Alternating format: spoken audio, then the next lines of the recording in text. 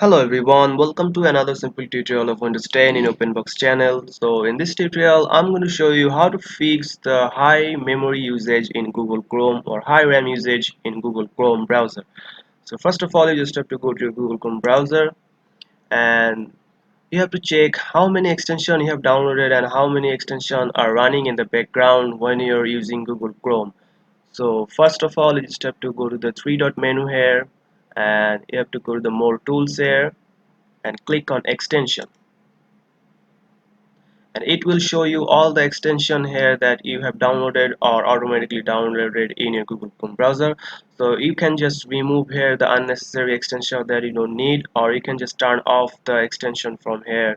So extension sometimes use high memory and in the background, and this causes lag in when you're using more tabs in your Google Chrome browser.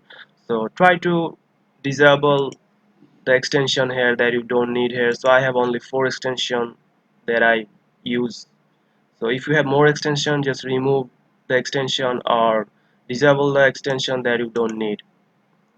So the next option is you just have to go to the three dot again and go to the settings option.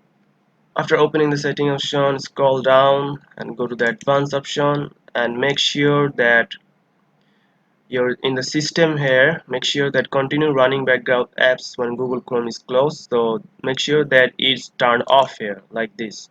So Google Chrome will running in the background, so you have to turn off the Google Chrome here to not running in the background, so it cannot use any memory in your device.